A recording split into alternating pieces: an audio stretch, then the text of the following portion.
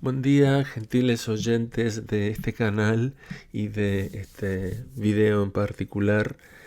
Quería compartir sin demoras el capítulo 18.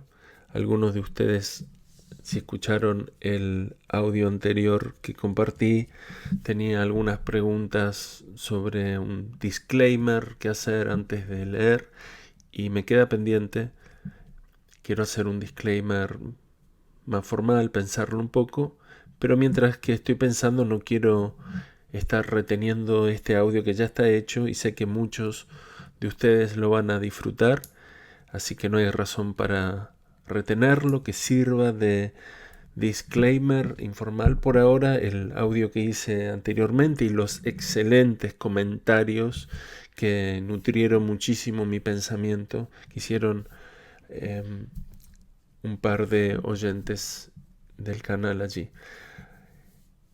Y también me queda pendiente un audio de contexto histórico aquí, porque Casanova en este capítulo rápidamente va de París a Dresde y a Praga, y, en fin, pasa por el imperio austrohúngaro, en fin, hay un montón de cuestiones históricas ahí jugosísimas que van a requerir su tiempo, así que mejor largo este audio aquí, que lo disfrute mucho, gracias por escuchar y continuaremos disfrutando de este libro que es leído sin ningún tipo de adulteración, tal como está escrito aquí. Muchas gracias.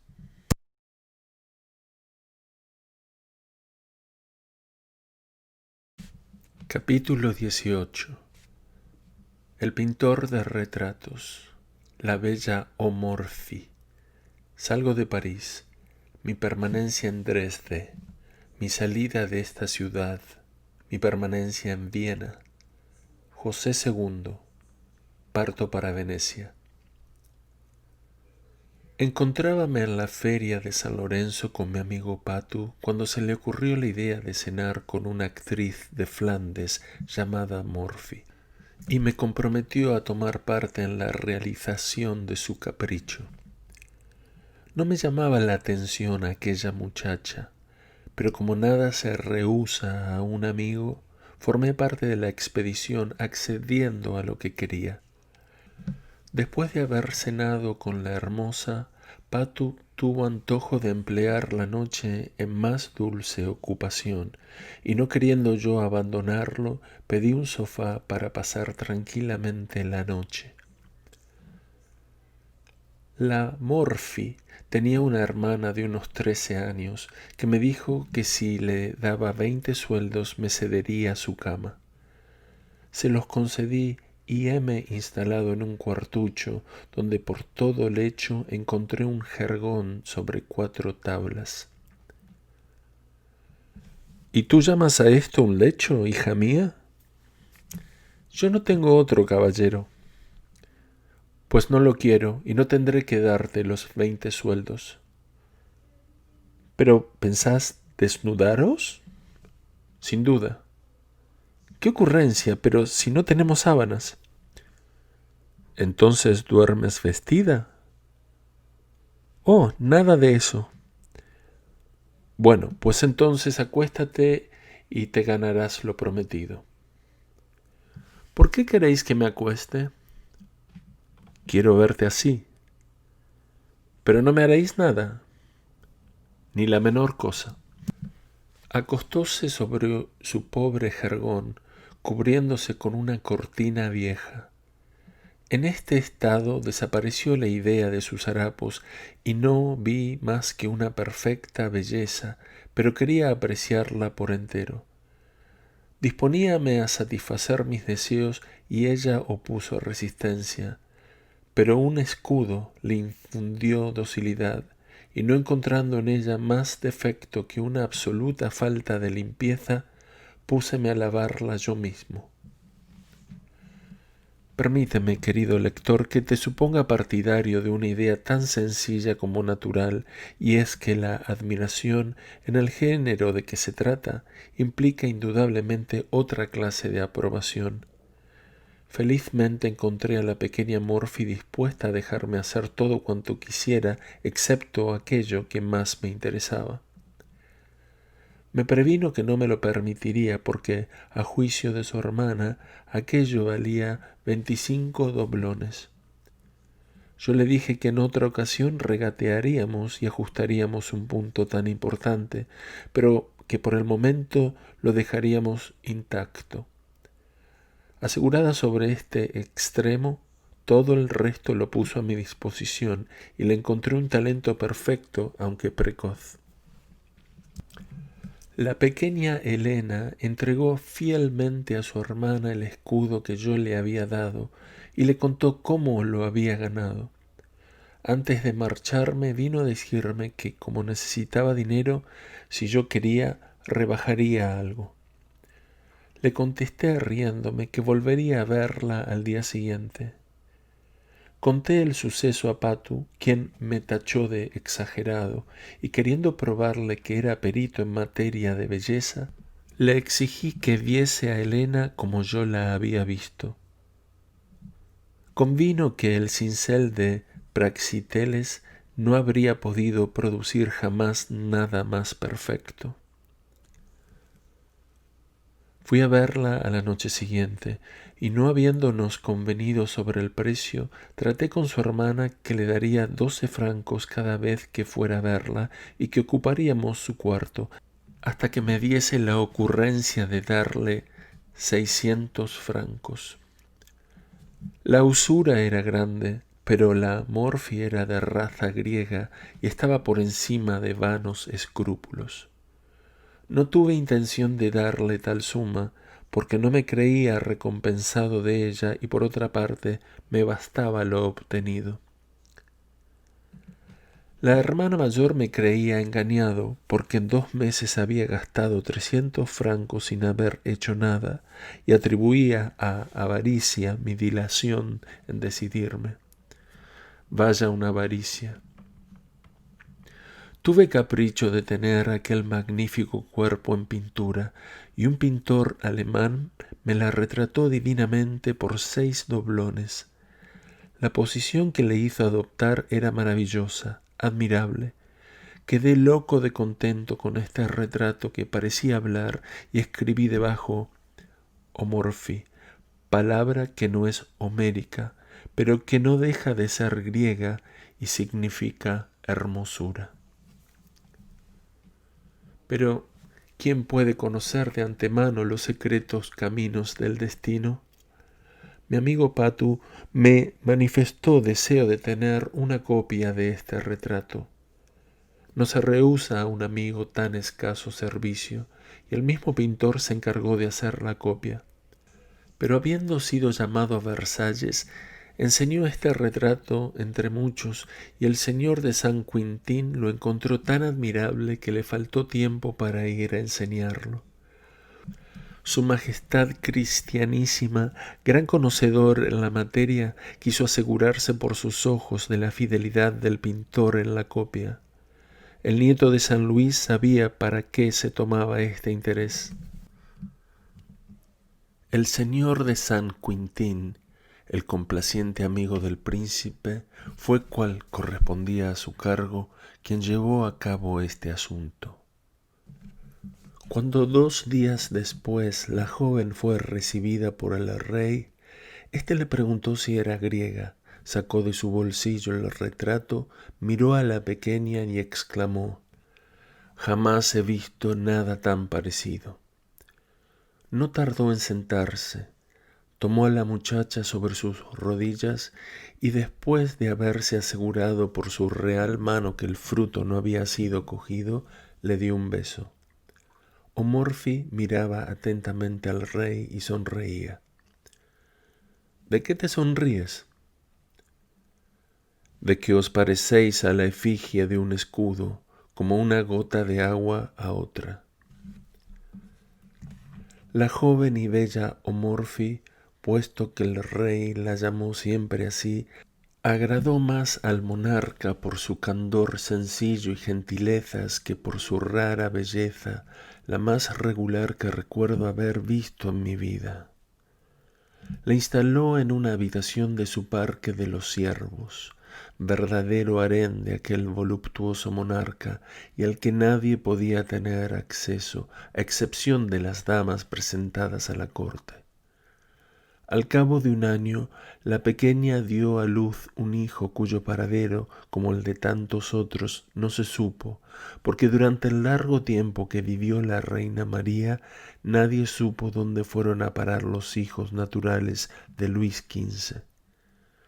Omorfi cayó en desgracia al cabo de 3 años, pero el rey, al despedirla, le hizo entregar 20.000 doblones que llevó en dote a un oficial bretón. Mi hermano, que por entonces había pintado muchos cuadros, se determinó a presentar uno al señor de Marigny, y una mañana nos fuimos al Louvre, donde este señor vivía y a donde todos los artistas iban a hacerle la corte. Entramos en una sala inmediata a sus habitaciones y allí esperamos que saliera. El cuadro estaba expuesto. Era una batalla del género de las de Bourguignon. El primer extraño que llegó se detuvo delante del cuadro, lo examinó con atención un momento y se alejó diciendo: «¡Qué malo es!». Un momento después llegaron 2 personas, examinaron el cuadro y se echaron a reír, exclamando: «Esto debe ser de un principiante». Yo miraba a mi hermano que, sentado cerca de mí, sudaba agua y sangre. En menos de un cuarto de hora llenóse la sala y el desdichado cuadro era objeto de las chanzonetas de todos. Mi pobre hermano se sentía desfallecer y daba gracias a Dios por no ser conocido de aquella gente. Como me apenaba la situación de su espíritu, traté de hacerle pasar a otra sala, y allí, para consolarle, le dije que si el señor de Marigny, que iba a venir, encontraba bueno su cuadro, esto le vengaría de los ultrajes de todos los demás. Felizmente él no lo juzgó así, y saliendo rápidamente montamos en nuestro coche, nos volvimos a casa y ordenamos al criado que fuera a recoger el cuadro. Cuando lo trajeron, mi hermano hizo una verdadera batalla, porque lo atravesó más de 20 veces con su espada. Tomó la resolución de arreglar inmediatamente sus negocios y, abandonando París, pasar a otra parte a estudiar un arte del que era idólatra. Decidimos, pues, ir a Dresde. Salimos de París a mediados de agosto. Había vivido en esta villa por excelencia durante 2 años. Había disfrutado mucho y no había tenido más disgusto que encontrarme alguna vez no muy sobrado de dinero. Pasamos por Metz, Maguncia y Frankfurt y llegamos a Dresde a final de mes. Mi madre nos hizo la más tierna acogida y quedó contentísima de volver a vernos. Mi hermano permaneció 4 años en esta bonita ciudad, ocupado constantemente en el estudio de su arte y copiando la colección de cuadros magníficos y de buenos autores que en el género de batallas existen en aquel museo. No volvió a París sino cuando tuvo el conocimiento de poder desafiar la crítica, y más tarde referiré cómo llegamos aproximadamente al mismo tiempo. Pero antes de llegar a esa fecha, verás, querido lector, lo que por mí y contra mí hicieron sucesivamente la buena y la mala fortuna. La vida que llevé en Dresde hasta fin del carnaval de 1753 no ofrece nada de extraordinario. Por dar gusto a los actores y especialmente a mi madre, compuse una pieza tragicómica en la que hice aparecer 2 arlequines. Era una parodia de Los hermanos enemigos de Raquine. El rey se rió mucho de los disparates cómicos de que mi drama estaba lleno y recibí un soberbio regalo. El rey era pródigo y espléndido, y en esto le secundaba maravillosamente el famoso conde de Brul. Poco tiempo después abandoné esta ciudad en la que dejaba a mi querida madre, mi hermano y mi hermana, que se había casado con Pedro Augusto, maestro de clavicordio en palacio, y que ha muerto hace 2 años, dejando a su viuda en una desahogada posición y dichosa a su familia. Mi estancia en Dresde se señaló por un recuerdo de amor del que me vi libre como de los otros, por un régimen de 6 semanas. He hecho notar varias veces que me he pasado la mayor parte de mi vida procurando ponerme enfermo y cuando lo había conseguido tratando de curarme. He alcanzado el mismo éxito en las 2 cosas y hoy día que, respecto a este asunto, gozo de la salud más perfecta, sufro por no poder ponerme enfermo. Pero la edad, esta enfermedad tan cruel como inevitable, me obliga a portarme bien, aunque a mi pesar. El mal de que hablo y que los italianos llamamos demasiado estúpidamente mal francés, mientras que con justos títulos podríamos pretender el honor de su primera importación, no acorta la vida, aunque deja indelebles señales de su paso. Estas cicatrices, menos honrosas quizás que las que se ganan en los combates de Marte, adquiridas con placer, no deberían dejar jamás malos recuerdos. En Dresde tuve ocasión de ver a menudo al rey, quien estimaba mucho al conde de Brul, su ministro, porque este favorito poseía el doble secreto de ser aún más pródigo que su amo y hacerle posible todos sus deseos. Nunca hubo monarca más enemigo que él de la economía. Se reía de los que le robaban y gastaba mucho para tener motivo de reírse. No teniendo bastante talento para reírse de las tonterías de los otros soberanos y de las ridiculeces de la especie humana, sostenía 4 bufones que en Alemania se llaman locos, aunque estos seres degradados tengan por lo regular más juicio que los amos. El oficio de estos bufones es hacer reír a su señor con toda clase de bromas que ordinariamente no son sino chabacanas, impertinencias o chistes de muy mal gusto. Y sin embargo, estos locos de oficio cautivan a veces a sus amos hasta el punto de obtener gracias importantes para las personas en cuyo favor se interesan, lo que hace que sean admitidos y festejados entre las más distinguidas familias. ¿Quién es el hombre a quien la necesidad no hace cometer bajezas? Más de un autor asegura que es necesario cometerlas.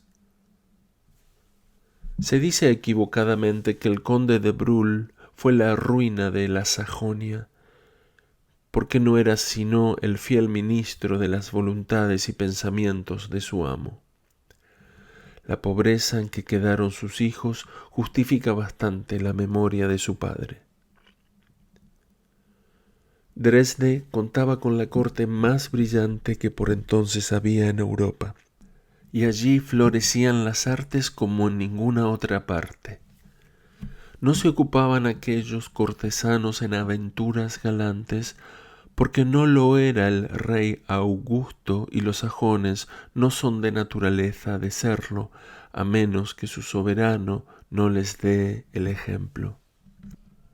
A mi llegada a Praga, donde no tenía intención de detenerme, y después de haber llevado una carta a Locatelli, empresario de la ópera, fui a hacer una visita a la señora de Morelli, antigua amiga a quien quería y que me cuidó perfectamente durante 2 o 3 días que allí permanecí.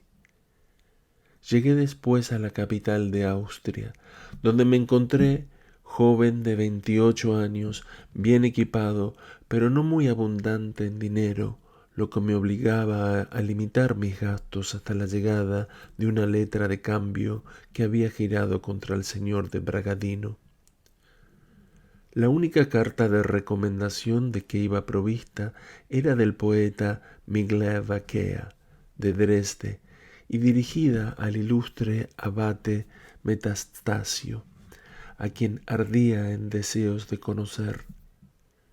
Fui a llevársela al día siguiente de mi llegada, y en una hora de conversación lo encontré más erudito de lo que por sus obras lo había juzgado. Metastasio era tan modesto que desde luego no creí su modestia natural, pero no tardé mucho en asegurarme de su realidad, porque cuando recitaba alguna de sus composiciones era el primero en señalar sus excelencias, puntos salientes y bellezas con la misma naturalidad y sencillez que hacía notar y acusaba sus partes débiles. Habiéndole preguntado si le costaba mucho trabajo componer sus hermosos versos, me enseñó 4 o 5 páginas llenas de enmiendas por haber querido perfeccionar un soneto, y me aseguró que nunca había podido hacer más en un día. Me confirmó una verdad que yo conocía ya, y es que los versos que más trabajo cuestan a un poeta son aquellos que la generalidad de los lectores creen más espontáneos. ¿De cuál de vuestras óperas es de la que estáis más satisfecho? De Attilio Regolo, pero esto no quiere decir que sea la mejor. En París se han traducido todas vuestras óperas en prosa francesa, pero el director se ha arruinado porque no es posible leerlas.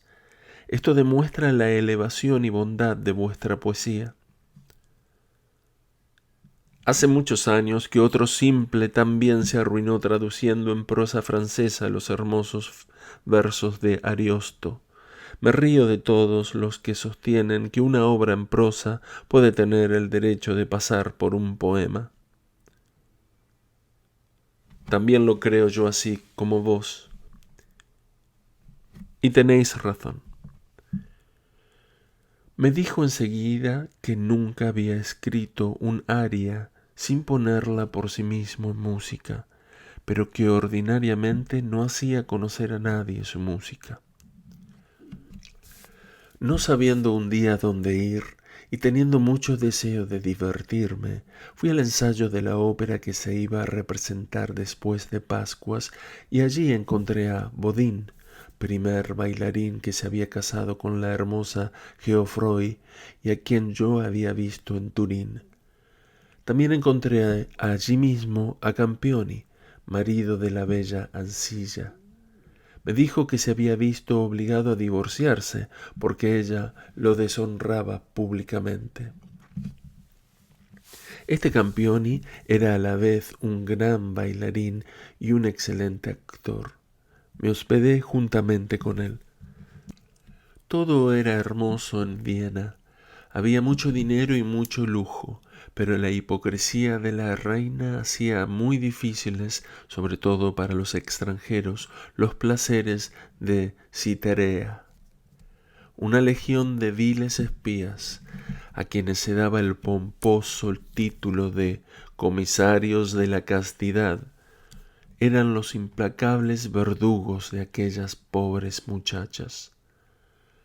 No poseía la reina la sublime virtud de la tolerancia cuando se trataba de lo que se llama un amor legítimo, y devota hasta la exageración, creía adquirir grandes méritos para con Dios, persiguiendo implacablemente la realización del deseo más natural a los dos sexos.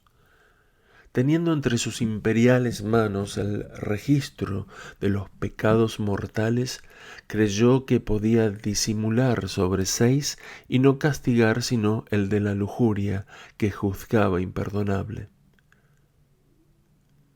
Se recogía y llevaba a la cárcel a todas horas del día y en todas las calles de Viena a las pobres muchachas a quienes se encontraba solas y que la mayor parte de las veces no salían sino para ir a ganar honradamente su vida, porque ¿cómo podía saberse si una chica iba a buscar consuelo a casa de alguno o era que estaba a la busca de alguno que quisiera consolarla? La cosa era difícil. Un espía la seguía de lejos. La policía pagaba una nube de ellos, y los tales pillos no podían ser reconocidos por no vestir uniforme. Así era que ellas desconfiaban de todos los hombres a quienes no conocían. Con objeto de estudiar las costumbres, comía tan pronto en una parte, tan pronto en otra, y un día que con Campioni fui a comer a la hostería del Cangrejo, quedé sorprendido al encontrar en la mesa a don Pepe el Cadete, a quien había conocido cuando fui prisionero del ejército español, después en Venecia y últimamente en Lyon bajo el nombre de don José Mercati. Campioni, que había sido su socio en Lyon, lo abrazó y le habló aparte, diciéndome que aquel caballero había vuelto a tomar su verdadero nombre y se llamaba el conde d'Afiso. Me dijo que después de la comida se organizaría una partida de faraón en la que yo llevaría parte, y por tanto me rogaba me abstuviese de jugar. Acepté la proposición. Un capitán llamado Beccaria le tiró las cartas a la cara, accidente al que el pretendido conde estaba ya acostumbrado y que pasó sin consecuencias. Después de la partida fuimos al café, donde un oficial de buen aspecto, mirándome fijamente, empezó a sonreír, pero de un modo que no tenía nada de ofensivo. «Caballero», le dije con un tono cortés, «¿qué es lo que así puede haceros reír?» «El ver que no me reconocéis». «Tengo una vaga idea de haberos visto en alguna parte, pero no recuerdo dónde».